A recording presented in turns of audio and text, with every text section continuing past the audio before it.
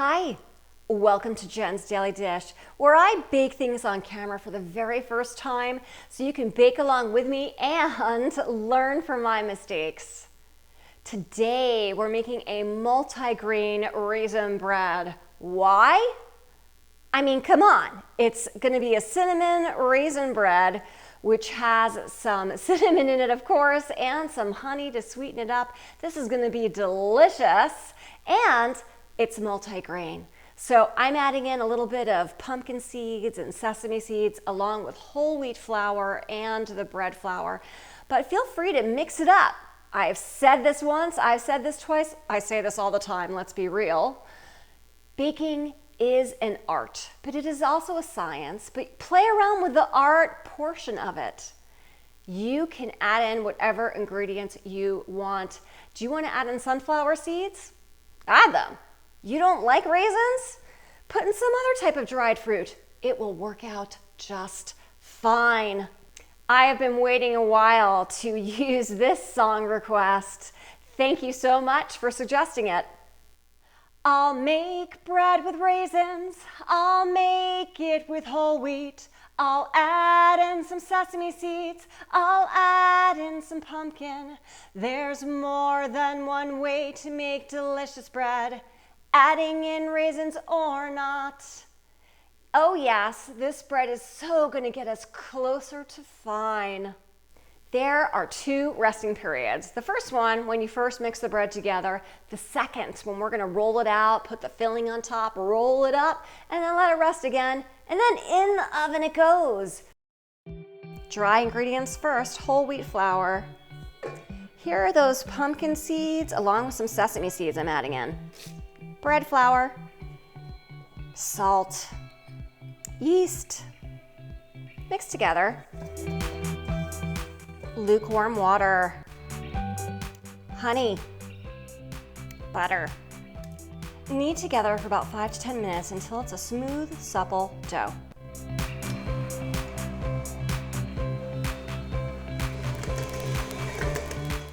Once it is smooth and supple and bounces back just like that, cover it with plastic wrap and let it rest for 90 minutes until it is doubled in size. Let's make the filling while the dough rises. Sugar, cinnamon, little bit of flour, mix together. 1 large egg and a little bit of water added in. Beat together. All right, let's take a look at that dough. Wow, look at that. Take the dough out onto a lightly greased surface. We're going to gently deflate it first. You can literally hear the air in it. And we're going to pat this out into a 13 by 20 rectangle. You'll find that your dough is going to pull back, but then it's going to relax. And so I got it into the 13 by 20 rectangle. And now we're going to go ahead and brush our egg mixture on it.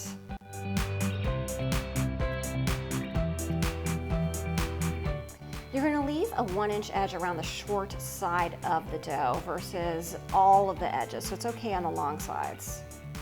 Sprinkle the topping on as evenly as you can. Now for those raisins.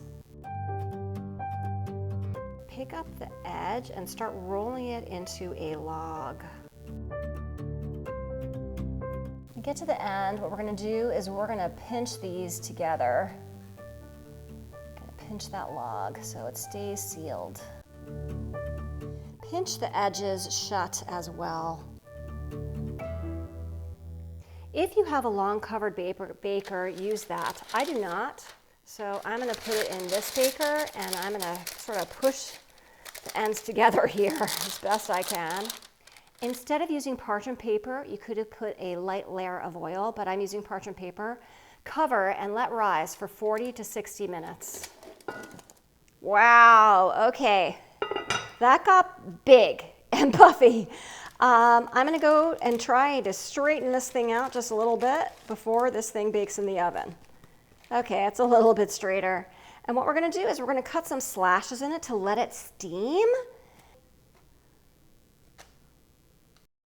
Now we're going to put the lid back on it. These slashes I made are going to allow the steam to be created, and it's going to make for that lovely crust, which is why you want it covered. If you can't cover it, that is okay. You'll just bake it for a little bit shorter time and it will still be fantastic. Let's go cover it. Place your covered baker in a cold oven and then set the temperature to 425 degrees and wait about 40 to 45 minutes and then take it out. We'll check the temperature to make sure that it's 190 degrees inside. I just took it out of the oven. Oh, look at all that steam. Doesn't that look lovely? We're going to take it out and let it cool completely. Let's cut it open. Ooh, look at that lovely swirl. Look at this. I mean, come on, I've never done this before. Look at this. It's got that perfect swirl in there, yay. And you can see the raisins throughout. This looks fantastic, but let's take a bite.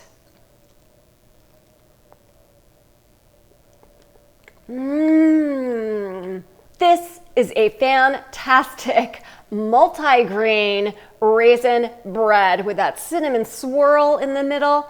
This is delicious. And you know what? You saw all that whole wheat flour go in there and those pumpkin seeds, and the raisins too. It's nutritious. Yes, be great toasted. It'd be great, well, with so many things. I'd like you to think beyond. What about pork chops? Could you do that? I don't know. Maybe. Think about it. If I can make this multi-grain raisin cinnamon bread with you watching me every step of the way, you can too. Don't forget to like, subscribe, send to your family and friends because they too can enjoy this bread. And don't forget to check me out on Instagram for so much more.